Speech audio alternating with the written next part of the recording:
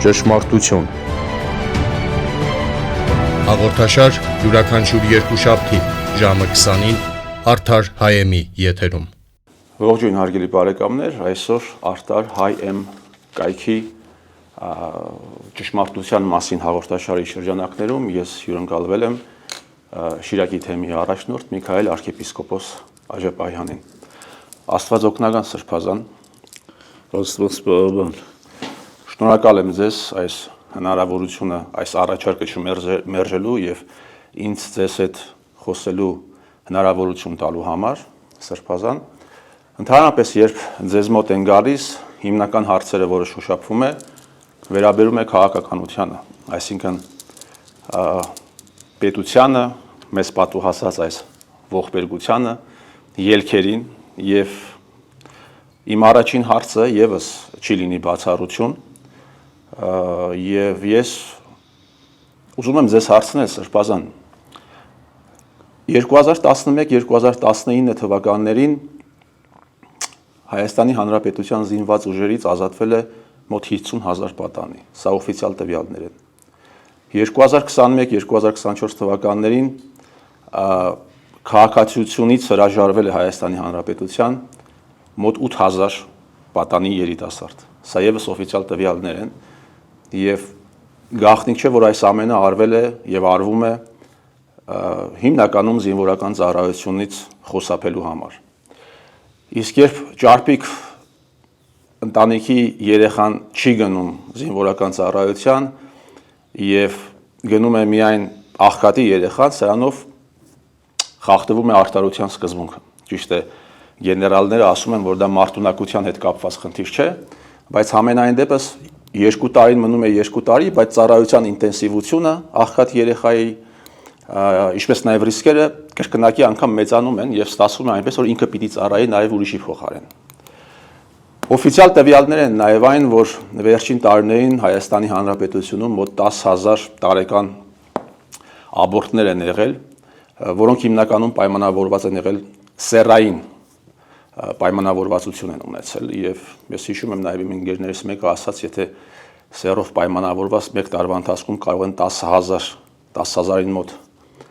երեխա այնպես անել, որ չծնվի, ապա կարող են նաև աղջիկ երեխա, ապա կարող են նաև 10,000 տղա երեխա ուղղակի ցեղասպանել։ Եվ այս շարքը կարելի է շատ երկար թվել, տոտալ ձևով ձայների առուվաճառ ընտրությունների ժամանակ մենք տեսնում ենք, թե ինչ են անում ժուրնալիստները, ռևիզիայի են ենթարկում մեր պատմությունը, այն մարդիկ, ովքեր հեղափոխություն են կեղծել, այն մարդիկ, ովքեր 44 օրյա պատերազմի վերաբերյալ ծայր սուտ տեղեկություններ են տվել, այսօր մեզ փորձում են ինչ-որ նոր ճշմարտությունից խոսել, ճակերտավոր բնականաբար։ Սրբազան, հարցս այսպեսին է, կներեք երկար նախաբանի համար, ստացվում է եւ այս ամենը իրականացնում են հայերի նկատմամբ հայերը։ Եվ ստացվում է ինչ, մենք հայերը, հայ ժողովուրդը ընկել է հայ լծի տակ, մի քիչ աբսուրդ կարող է հնչել, հայ ջոչի լծի տակ, ստացվում է, որ հետևապես հային պետք է հայից փրկել։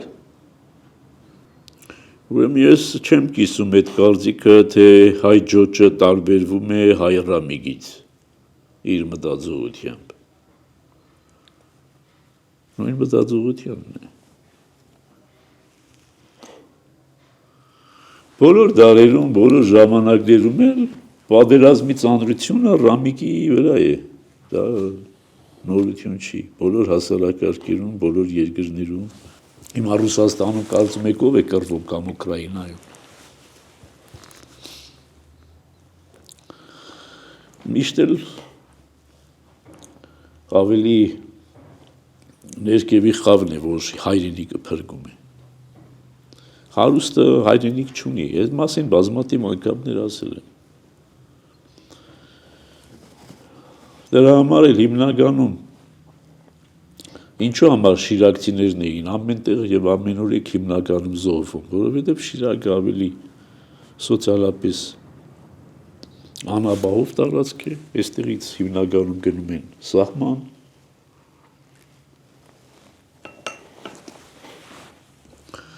Եվ դրա համար էլ ամենից շատ զոհեր տվել է Շիրակը։ Բայց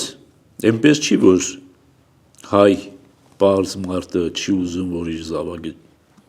չծառայի։ Ինքն էլ է ուզում, բայց հնարավորություն չունի։ Դա ընդհանուր մտածողությունն է, հայի մեջ որդի պես թափանցած, մտած եւ քայքայած, որ հայրենիքը պետք է ուրիշները փրկեն, ես պետք է օգտվեմ։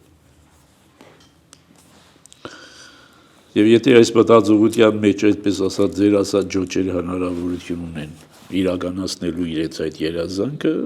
պարզ Ռամիկը ի վիճակի չէ այդ երազանքը իրականացնելու։ Այս է տարբերությունը։ Բայց դուք օրինակ եք բերում Ուկրաինա, դուք օրինակ եք բերում Ռուսաստան, բայց մենք նաև մեկ այլ օրինակ ունենք, երբ համանման ռեսուրսային համենայն դեպս վիճակի մեջ գտնվող Իսրայելը պատերազմում է եւ այնտեղ բոլորը ծառայում են։ Բաբրեք, որովհետեւ դիմ ասածն է բա։ Որովհետեւ Իսրայելը այդ մտածողությունը կոտրել է։ Եվ Իսրայելում բոլորը հավասար են օրենքի եւ բանակային ծառայության առջեւ։ Բոլորը հավասար են։ Ինքը կարողացել է այդ մտածողությունը փոխել։ Այնպես չի, որ իրենց մոտ այդ մտածողությունը չկար, իրենց մոտ էլ կար այդ մտածողությունը, բայց իրենք պետական մագարտակով դա կոտրել են։ Պետական մագարտակով ինչպես են կոտրել, հավասարություն ստեղծելով։ Միայն պետությունը կարող է հավասարություն ստեղծել, ուրիշը չի կարող ստեղծել հավասարություն։ Իսրայելը այո, դա դրական օրինակ է եւ մենք էլ պետք է գնայինք այդ ուղղությամբ։ Իսրայելում աղջիկներն են ծառայում, աղջիկները նույնիսկ հավասար են։ Հայաստանի Հանրապետությունում այսպեսի մի իրավիճակ ստեղծվեց սրբազան, երբ մի կաստա էր կարծես թե ձևավորվել, երբ այդ կաստայից դուրս են գալիս մարդիկ չծառայած, ովքեր հետագայում դառնում են քաղաքականություն որոշող, եւ абսուրդը հասավ այնտեղ, որ այն մարդիկ, ովքեր իրենց զինվորական ծառայությունը անցկացրել են Արցախում, հարակից շրջաններում, հիմա այդ կաստայի ներկայացուցիչները օֆիցիալ ճանաչում են այդ մասում ծառայեցներին օկուպանտ եւ խուժաններ։ Սա արվել է հայերն են ստեղծել, հայերի գլխին արդար չի։ Դրա համար երևի այս ամենը մենք պտուղները քաղում ենք։ Իսրայելից խոսեցինք սրբազան, ես նկատում եմ, որ Հայաստանի Հանրապետության տարածքում մեծ հակասեմիտական տրամադրություններ կան եւ եղել են, հատկապես իմ ընկեր հեթանոսների ուլտրաազգայնական տրամադրություններ ունեցողների մեջ եւ երբ փորձում եմ հասկանալ պատճառները, հիմնականում ասում են, որ ցեղասպանությունը հрьяաների ձեռքի գործն է եղել, մտքինն է եղել, բայց իրականացվել է երիտթուրքերի ձեռքով, մինչև դա սկսած մինչև այն, որ 44 օրյա պատերազմի ընթացքում զենք է վաճառվել Ադրբեջանին։ Բայց ես կարծում եմ, որ սա չէ պատճառը, սրբազան, ինքը ունի ավելի խորքային, միգուցե ոչ քաղաքական կամ ավելի շատ աշխարհաքաղաքական պատճառներ, որ այս տարածաշրջանում հայերը եւ հрьяաները, այս հին ժողովուրդները մշտապես ունենան կոնֆլիկտային ինչ-որ հարցեր եւ որպես հավելում սրբազան արդար կլինի Երուսաղեմը ում իրավազորության տակ լինի Իսրայելի թե պաղեստինցի արաբների։ Այդ հարցին ես պիտի պատասխանեմ։ Լավ, ես էլի համաձայն չեմ, որ հագասեմականությունը շատ է տարածված Հայաստանում։ Երկրորդ, համաձայն չեմ այդ հագասեմական տերմինին։ Սեմական ժողովուրդ են նաև արաբները, ասորիները։ Ինչու ենք ասում հագասեմական, հասկանում հագահրիական։ Հայ եւ հրյա ժողովուրդներ իրար թշնամի չեն։ Բաղթակից ժողովուրդներ են։ Բայց այո, Իսրայելի պետությունը հագահայկական կեցվածք անթակույց։ Այդտեղից է սանվում հայ հասարակության մեջ, այսպես ասած, հագահարիականությունը։ Այսինքն հայ հասարակությունը ինքը մեղավոր չի հագահարիական տրամադրությունների համար։ Մեղավոր չի նաև հրյա ժողովուրդը։ Մեղավորը Իսրայելի պետությունն է, Իսրայելի քաղաքականությունն է, որոնք ուզում են հոլոկոստի բացառիկությունը որևիցե կերպ չզիջել։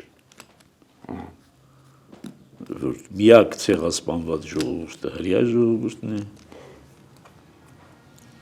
միակ տառապած ժողովուրդը հրեա ժողովուրդն է, հետևաբար այդ տառապանքի իբրև հատուցում իրենք պիտի ունենան Իսրայել եւ պիտի ունենան հզոր Իսրայել։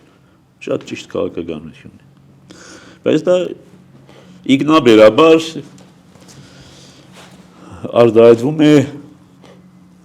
հակահայկականությամբ, որովհետև հայերը ցանկանում են հարցականի տակ դնել հոլոկոստի բացառիկությունը։ Իսկ ընդունում են հայերը հոլոկոստը։ Ով չի ընդունել։ Ես հիշում եմ օրինակ, որ 2018 թվականին Երևանում հոլոկոստի եւ նաեւ հայոց ցեղասպանության հուշատախտակը պղծվեց եւ դրան հաջորդեց որևէ պատասխանատվություն։ Ամեն տեղ էլ կլինի, ամեն տեղ էլ հնարավոր է։ Ինչի հայկական հուշարձանները չեն պղծվում։ Եղեռնի հուշարձանները դրսում չեն պղծվել են։ Դրանք վանդալիզմի դրսևորություններ են, դրանք չես կարող վերագրել ամբողջ ազգին կամ պետության։ Այդ բաները կան, եւ դա ասում եմ, դրա հիմնական պատասխանատուն եւ մեղավորը Իսրայել պետությունն է, որը հակահայկական կեցվածք ունի եւ Իսրայելում եւ Իսրայելից դուրս։ Բայց դա շատ բնական է։ Սրբազան կներեք այդ դեպքում այդ հնարավորությունները, որը տրված է հայ եկեղեցուն, ճիշտ է այստեղ պետության հрьяաների կողմից չի տրված։ Այո, հрьяաների կողմից չի տրված, դա տրվել է վատ բան ասեմ, ոչ պոպուլյար, դա տրվել է թուրքերի կողմից, չէ՞։ Ոչ, միջև թուրքեր։ Հայերեն դեռ ներկայություն են 3-4 դարից սկսած։ Այո, բայց այդ ժամանակ թուրքեր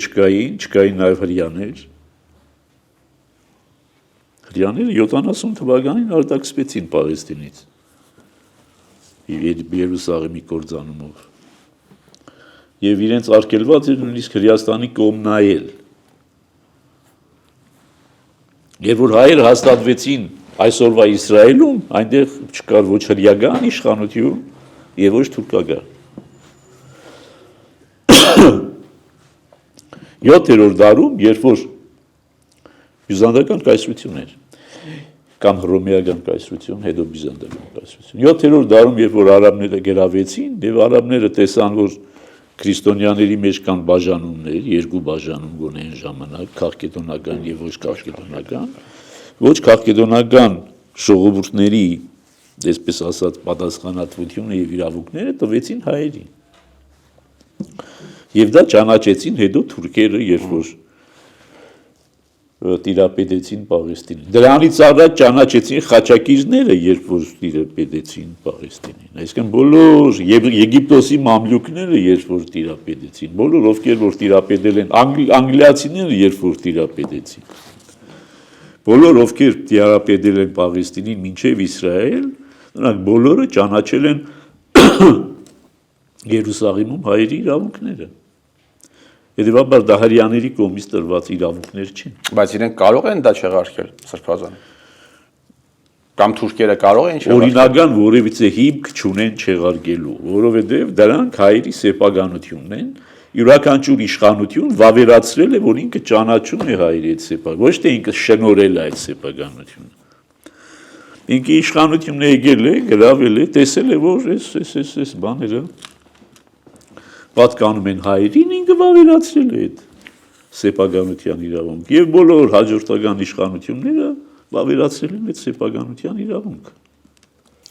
Ինչ վերաբերում է Երուսաղեմին, ում պիտի պատկանի, ես իբրև չեզոք մարդ կամ իբրև չեզոք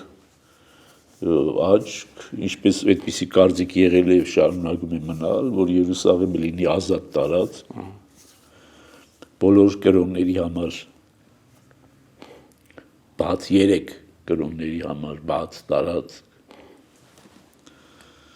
եւ չպատկանի ոչ մեկին։ Ես այդ կարծիքը կարող եմ կիսել, որովհետեւ երկու ժողովուրդներն էլ իրականության մեջ վերջո մեզ հարազատ ժողովուրդներ են։ Մենք թշնամանք չունենք ոչ հրեաների, ոչ արաբների նկատմամբ։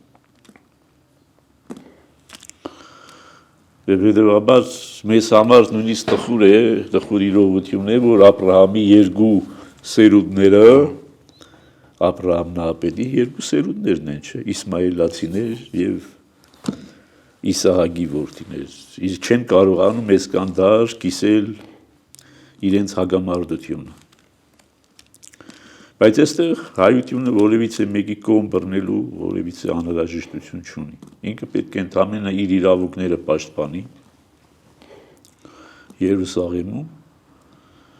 եւ նաեւ եթե հնարավորություն կա միջնորդություն ունենա այդ երկուսի հաշտեցման պարագային, այլապես ինքը կողմ լինել որևէ մեկին չի կարող եւ ճիշտ չէ որ կողմ։ Այսինքն քաղաքական նպատակահարմար չէ քաղաքականապես, թե ուղղակի հարցայինքան բարդ է, որ շատ բարդ է եւ քաղաքականապես էլ իրոք նպատակահարմար չի։ Չնայած Հայաստանը ոչ մի դերակատարություն չունի այնտեղ ոչ հայության կյանքում, ոչ հայության կյանքից դուրս Հայաստանը շատ վեդիմաստով խաղից դուրս վիճակում է, բայց հայ պատրիարքությունը, հայ եկեղեցին այնտեղ տիրական ներկայություն է, լուրջ կալվածների է տիրապետում, որոնք հրեաների համար լուրջ արժեք են, ավրակ Սիոնի լեռը, այնպես որ ուզենք թե չուզենք, այդտեղ մեր երեքի ուրեմն շահերը բախվում են հայերի, հրեաների եւ պաղեստինցի արաբների։ Եվ մեծ իմաստություն է պետք այդ իրավիճակում պահպանելու համար մեր իրավունքները առանց պետականության։ Սա պետք է միշտ նշել եւ միշտ պետք է իմանալ։ Հույն եկեղեցուն միշտ սատարել է Երուսաղեմում բյուզանդական կայսրությունը, բյուզանդական կայսրության իշխանությունից դուրս գալուց հետո դարձյալ բյուզանդական կայսրությունը հետվել Հունաստան, այսօր Հունաստանի իշխանությունը շատ լուրջ սատարում է հույն եկեղեցու։ Շատ լուրջ սատարում ունի իհարկե կաթոլիկ եկեղեցին, Վատիկանով եւ կաթոլիկ երկրներով։ Հույն եկեղեցուն սատարում է նաեւ Ռուսաստան։ Հայ եկեղեցին միայնակ է։ Հայ եկեղեցուն չի սատարում նույնիսկ Հայաստանի Հանրապետություն։ Բայց զարմանահրաշ կերպով աստվածային նախախնամությամբ եւ հայ հոգեվորականության նվիրումով եւ նախանձախնդրությամբ մեր իրավունքներն այնտեղ պաշտպանվում են։ Միայնակ։ հրաշք է։ Հրաշք է։ Դրա համար բոլոր նրանք, ովքեր վայրահաչում են հայ եկեղեցու հասցեին, ընդամենը պետք է տեսնեն Երուսաղեմում հայ եկեղեցու դիրքը, կարգը եւ որանք, ովքեր որ հայ եկեղեցուն մեղադրում են նաեւ հրեականության մեջ, չէ, հրեա Աստծու պաշտելու, հրեա Աստծուն հայ ժողովրդի վզին փաթաթելու եւ այլն։ Թող գնան տեսնեն, թե ինչպես մի բուր հոգեվորականներ, առանց պետության, առանց պետական օժանդակության, առանց որևիցե հզոր պետության ներկայության, մենակ աշխարհի հզորների հետ ընդհավասարի իրավունք են պահում։ Շատ է այդ խոսքը տարածված Հայաստանում, էլի պիտի վերադառնամ հարցի սկզբին։ Հակահրեական այդ տերմինը չեմ օգտագործի, տրամադրությունների մեջ գտնվող մարդիկ, երբ ասում ես Քրիստոսը հրեա էր, կամ պիտի ասեն դա սուտ է, այդպիսի բան չկա, կամ պիտի ասեն Քրիստոս Աստված էր եւ չէր կարող ինչ-որ ազգության ներկայացուցիչ լինել։ Սա ինչի հետևանք է սրբազան։ Այսինքն հրեա լինելը մեղք չի։ Այո, իհարկե։ Ինչը պետք է Քրիստոսին մերժենք միայն նրա համար, որ հրեա էր, հիմարություն է։ Բայց շատ է ամրացված, չի կարող հրեա լինել ինքը, պես մարդիկ նույնիսկ կան մարդիկ, ովքեր ասում են հայ էր։ Հրեա չի, ինքը Աստծո որդի է, բայց ի վերջո հրեական հրեա մորից եւ հրեական մշակույթի մեջ է մեծացել, որովհետեւ այդպես է նախատեսել Աստված մարդկության փրկությունը։ Մեր քմայջուկով չպետք է մարտանար Աստծո որդին, թե մենք ինչու հայ չես եղել հրեա։ Աստծո գործերին մենք չէ որ պիտի խառնվենք։ Եվ Հիսուսին, Քրիստոսին մերժել միայն նրա համար, որ հրեա է, անմտություն է։ Այդպես մերժեիք նաև կոմունիզմը, որտեղ հրեա էր Մարքսն ու Մարքսը ընկոն հրեա էր, Էնգելսն էր երևի հրեա։ Այնպես որ հակահրեական այդ բանը ընդհանրապես անմտություն է։ Եվ այո, եթե հրեաները կարողանում են իրենց իրավունքները պաշտպանել աշխարհի բոլոր կողմերում եւ կարողանում են համաշխարհային տիրապետություն հաստատել, սա ոչ թե պիտի ադելություն առաջացնի, այլ պետք է բարի նախանձ, խանդ առաջացնի նմանվելու այդ ժողովրդին, ոչ թե ատելու այդ ժողովրդին։ Դա ատելությունը անզորի, թույլի, տկարի զգացում է։ Ատում ես, երբ որ չես կարող պայքարել, թույլ ես, քեզնից մնում է միայն ատելը։ Դրա համար ես հակահրեա երբեք չեմ եղել, այսինքն ոչ մի ազգի, ես հակաթուրք էլ չեմ խորքի մեջ, հա, թեև ես ասում եմ, որ ծնվածս օրվանից հակաթուրք եմ, բայց դա թուրքի պատճառով եւ թուրքի մեղքով, ոչ թե իմ մեղքով։ Ոչ թե ես ինքս ինձ պարտադրված է թուրքի կողմից պարտադրված է հակաթուրքականությունը։ Բայց խորքի մեջ չէ, խորքի մեջ դա այսինքն ռեակցիա է։ Եթե թուրքը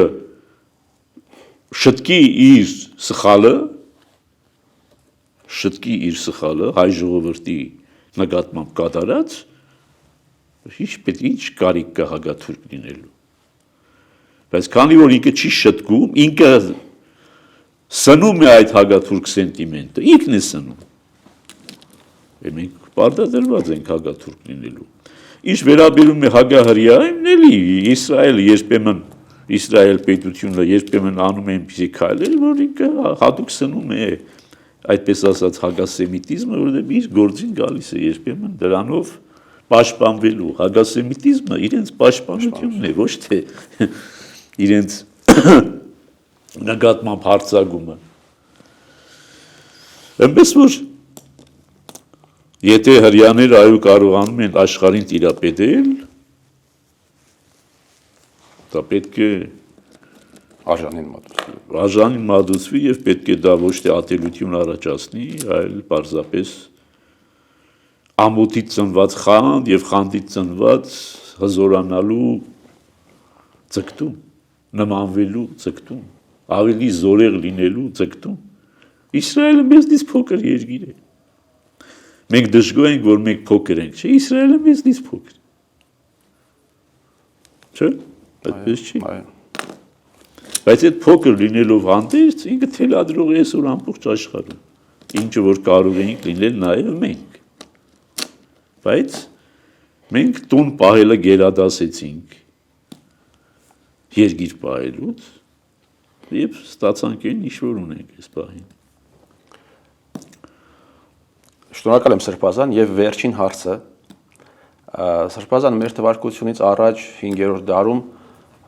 Սոֆոկլեսը գրել է Էդիպ դրաման եւ նաեւ այդ ժամանակահատվածում ապրել է Սոկրատը, փիլիսոփա եւ կարծես թե իրենց մեջ ոչ ուղիղ, բայց բանավեճ կար Էդիպի մեջ Սոֆոկլեսը ներկայացնում է, որ ամեն ինչ կանխորոշված է եւ Էդիպոս արքան ցանկանալով իր ճակատագրից հեռանալ, իր յուրաքանչյուր քայլը մոտեցնում էր իրեն այդ ճակատագրին։ Այդ բանավեճը ոչ ուղիղ եկավ հասավ քրիստոնեական Եվրոպա 16-րդ դար, երբ Մարտին Լյութերի եւ արդեն Ռոտերդամացու միջև ուղիղ արդեն բանավեճ ծագեց կամքի ազատության եւ այսպես ասած կամքի տկարության վերաբերյալ երկու գրքեր են գրվել իրար պատասխան, սկզբից Ռոտերդամացին, հետո Լյութերը։ Եվ երկուսն էլ քրիստոնեական կուլտուրայի մեջ։ Սրբազան այնուամենայնիվ մարդը իզորու է ինքը որոշել իր կյանքը, թե իհարկե կարող է որոշել։ Ճակատագրապաշտություն քրիստոնեության մեջ չկա։ Բայց ճակատագիր իր որոշ իմաստով կա։ Այդ ճակատագիր կարող ես համարել այն բոլոր օբյեկտիվ իրողությունները, որոնք քեզանից կախված չեն։ Այսինքն ճակատագիր է, որ ես ծնվել եմ այս թե ինչ թվականին, ճակատագիր է, որ ծնվել եմ այս ինչ միջավայրում, ճակատագիր է, որ ծնվել եմ այս ինչ ազգի ծոցում, բայց սրանք այն բաներն են, որոնք հնարավոր չէ փոխել։ Չէ՞։ Այն ինչ որ հնարավոր չէ փոխել, կարող ես անվանել ճակատագիր։ Բայց դա չի վերաբերում քո ապագայի կերտմանը։ Ապագայի կերտման մեջ դու բացարձակ ազատ ես։ Բացարձակ ազատ ես։ Մարդը բացարձակ ազատ է իրեն պարտադրված հանգամանքներում գործել ազատ։ Այդ նույն բանով ասենք։ Այո, հայ ծնվել եմ, բայց պարտավոր չեմ հայ մնալ։ Հայաստանում եմ ծնվել, բայց պարտավոր չեմ Հայաստանում ապրել։ Չէ՞։ Հետևաբար, եթե այդ պարտադրված բաներն էլ կարող եմ փոխել, առավել ևս ապագան, որ ես եմ տնօրինում, ես կարող եմ անել այն, ինչ ցանկանում եմ, եւ տնօրինել այնպես, ինչպես ցանկանում եմ, բայց այո, դարձյալ ապագայում էլ եղած օբյեկտիվ իզնից անկախ հանգամանքները հաշվի առնել։ Սրբազան Աստծո կամքը սուբյեկտի համար, մարդու համար դա Աստծո կամքը պարտադիր չի, Աստծո կամքը չի պարտադրում մարդուն գործել ըստ իր կամքի։ Աստված մարդկանց հետ հարաբերվում է թույլատու կամքով, այսինքն ինքը թելադրում է, ոչ թե պարտադրում է։ Այլապես մարդը ազատ կամք չէր ունենա եւ ազատ չէր լինի։ Մարդու ազատությունը ազատ կամք ունենալու մեջ է, այսինքն իմանալ ճշմարտությունը նույնիսկ եւ նույնիսկ գործել ճշմարտության դեմ։ Նույնիսկ Աստված չկա ասելը Աստծո կողմից տրված ազատության հետևանք է։ Մարդը կարծում է, թե ինքն է այդ ազատության տերը, բայց Աստված է իրեն տվել հնարավորություն կոչելու Աստված չկա։ Հետևաբար, եթե Աստծուն մերժելու ազատությունը ունի մարդը, Աստծո կողմից տրված, մնացած բոլոր ազատություններն էլ ունի բնականաբար։ Եվ ունի ազատությունը իր ճակատագիրը կերտելու, այնքանով, որքանով։ Եթե օբյեկտիվ հանգամանքներին հանձնվի, եւ հանձնվի հոսանքին, եւ հոսանքով քշվի տաշերի նման, դա հոսանքը չի լինի մեղավոր, այլ տաշերը, որ ընկավ հոսանքի մեջ, միշտ կարող է չլինել, որտեվ մարդը ի տարբերություն տաշերի, բանավոր տաշեր է, մտածող տաշեր է։ Սրբազան իսկ այդ դեպքում մարգարեությունները, որոնք 500-700 տարի առաջ դեպքերի վերաբերյալ են եղել Եսայու մարգարեությունը Հիսուս Քրիստոսի հետ կապված Սաղմոսներում կան էլի մարգարեություններ։ Դա ապագայի տեսլական չի, դա Աստծո խոսքն է։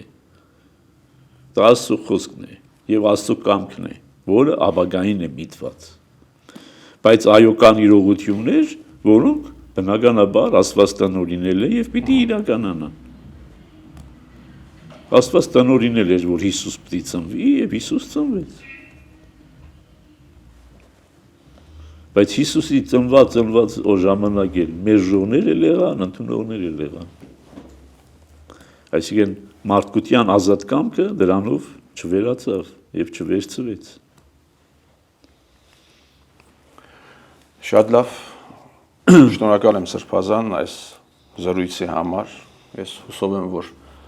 հեռուստադիտողների համար հաճելի էր, հետաքրքիր էր եւ հուսով եմ լինի առաջինը եւ ոչ վերջինը ձեր կամքով։ Խնդրեմ սիրով, Շնորհակալ եմ։ Նաեւ մի քիչ ներողություն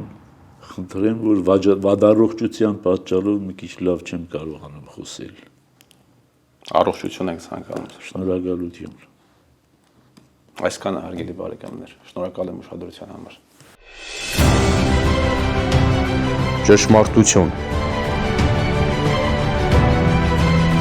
ողջ ճշմարտությունը մեր իրականության մասին Միքայել arczepiskopos Աջապահյանի կողմից։ Հաղորդաշար յուրաքանչյուր երկուշաբթի ժամը 20-ին Արդար Հայեմի եթերում։